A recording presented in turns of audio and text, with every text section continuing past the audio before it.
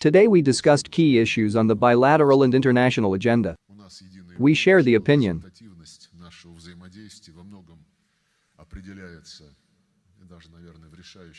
that the effectiveness of our interaction is determined to a decisive extent by the intensive and trusting dialogue between our presidents, who met 4 times in person last year. This year, there have already been several telephone conversations between them, and, of course, this sets the pace and tone for all further work in the sectoral areas: the economy, humanitarian ties, energy and foreign policy. Of course, interparliamentary ties have intensified. In December last year, Chairman of the State Duma Vyacheslav Volodin visited Ankara. In early May, the Parliamentary Assembly of the Black Sea Economic Cooperation will be held here, where the leaders of our Federal Assembly are also invited, and today we discussed a schedule for further contacts between the two governments at various levels. We discussed in detail the implementation of bilateral strategic projects in the energy sector, which are traditionally the locomotive in our relations. First of all, we are talking about the Akayu nuclear power plant, the first on Turkish soil. Its launch will significantly strengthen the energy security of the Republic of Turkey. We stated that a ceremony is scheduled for April 27, which is dedicated to the delivery of nuclear fuel to the first power unit. We also talked about the progress made in establishing a gas hub in Turkey to transport Russian hydrocarbons to foreign markets. We have a common position, which is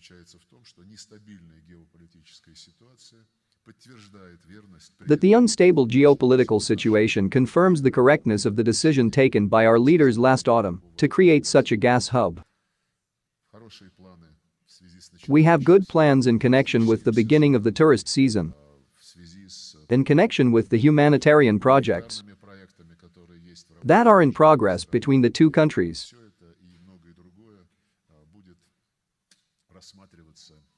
All this and much more will be considered substantively and concretely at the scheduled meetings between the leaders of the Intergovernmental Commission on Trade, Economic, Scientific and Technical Cooperation. From International Affairs, we discussed in sufficient detail the situation in the Middle East and North Africa, the Transcaucasus, Central Asia and the Black Sea region. We paid increased attention to the Syrian settlement in the context of the ongoing process of normalization of Syrian-Turkish relations, initiated with Russian mediation, as you know, in December last year. The first contacts took place at the level of defense ministers and, in March-April of this year, already in a quadripartite format with the involvement of the Islamic Republic of Iran. Contacts took place through the special services, as well as through the deputy heads of foreign affairs agencies. In particular, the meeting ended the day before yesterday, which Mr. Minister mentioned. Of the other regional issues, of course, there was Libya. This is a topic that worries many after this country was destroyed by the barbaric aggression of NATO. The world community is struggling to restore it again.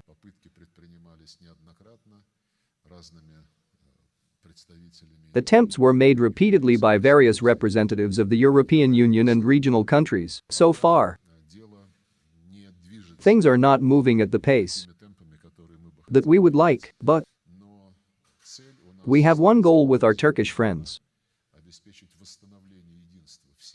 which is to ensure the restoration of the unity of all political forces in Libya and, of course, on this basis, to restore the destroyed Libyan statehood. Of the other regional issues, this is Palestine. This is the settlement of relations between the Palestinians and Israel. Unfortunately, the process has been thrown far back as a result of many events, as a result of clashes unilateral measures taken by both the Palestinians and the Israelis. This has now resulted in very serious clashes, fraught with further aggravation of the situation.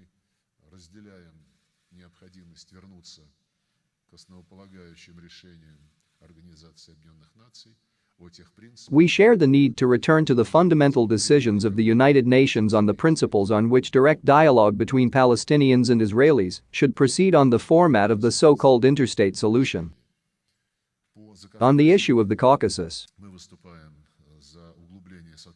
we are in favor of deepening cooperation between all the countries located there.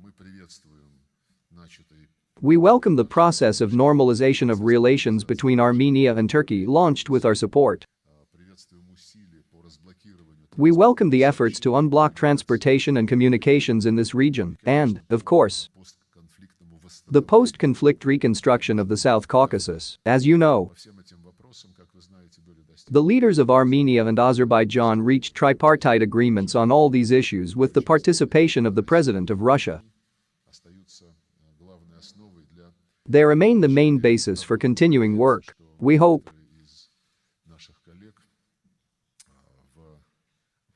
that some of our non-regional colleagues will not interfere with these processes,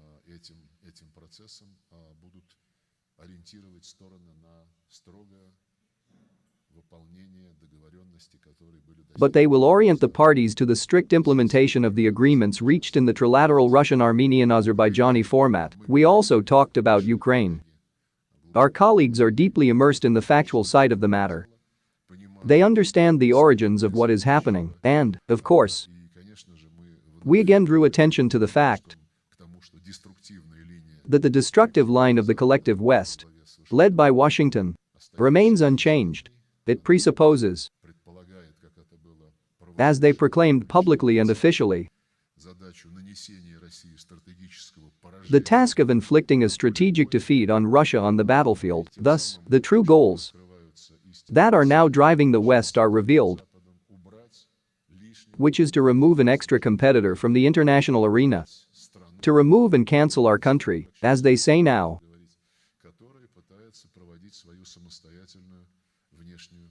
which is trying to pursue its own independent foreign policy in full accordance with international law and the principle of sovereign equality of states enshrined in the Charter of the United Nations.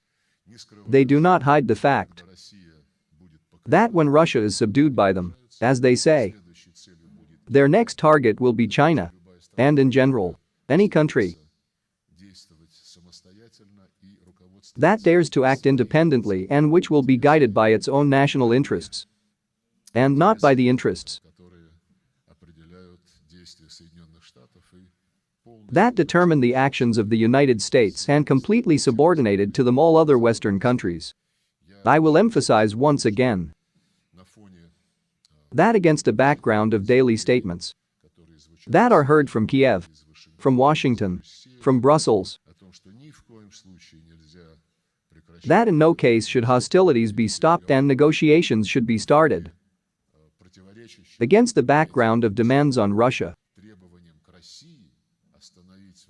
that contradict these postulates to stop the war and to sit down at the negotiating table. Of course, we understand that all these are rather unscrupulous methods.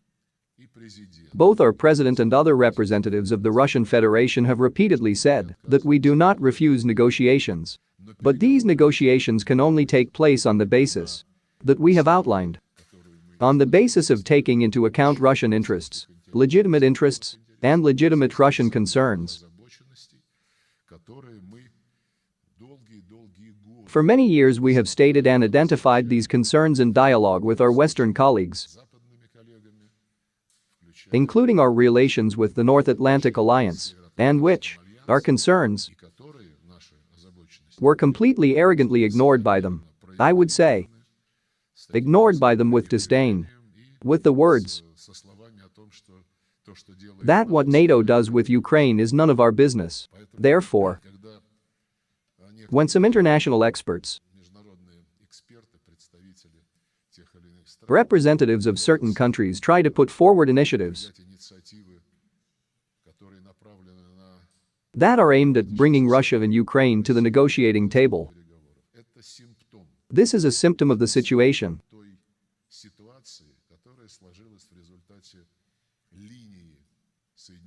that has developed as a result of the United States' line towards establishing complete hegemony in international relations. Therefore, we should talk about the principles on which the new world order will be based, which we all need instead of the unipolar world order of one hegemon. As our president put it, Russia, together with the vast majority of other states, advocates that the new world order be based on the principles of the UN Charter, I emphasize again, which are directly violated by the collective West. As for other questions, we talked about the implementation, or rather,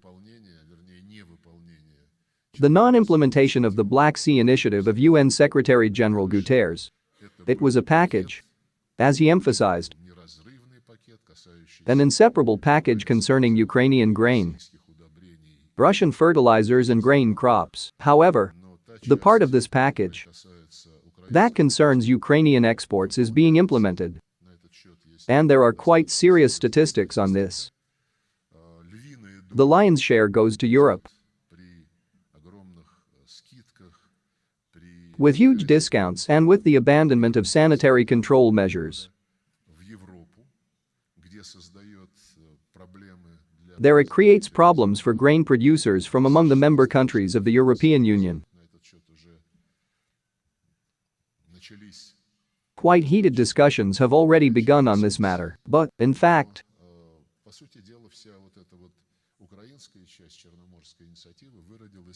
this entire Ukrainian part of the Black Sea Initiative degenerated into the commercial export of Ukrainian grain to Western countries under special conditions.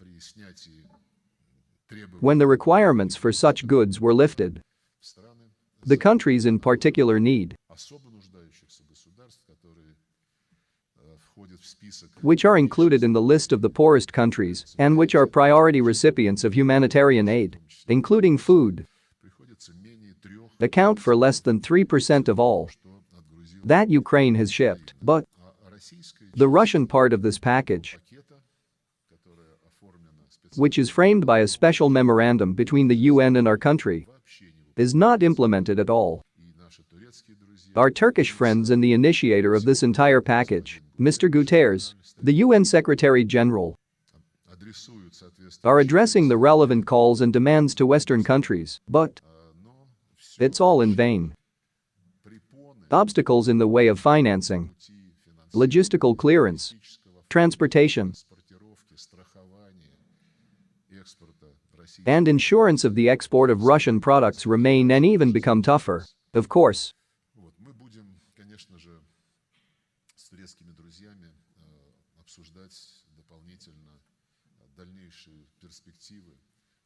we will additionally discuss with our Turkish friends the further prospects of this whole situation and conditions when the decision taken at the initiative of the UN Secretary-General is being blocked by our Western colleagues. We had a number of other issues on the agenda. We agreed to continue close consultations between the ministries of foreign affairs. We have appropriate plans. They are being implemented, so I am satisfied with the results of this visit. We will continue our contacts at any opportunity.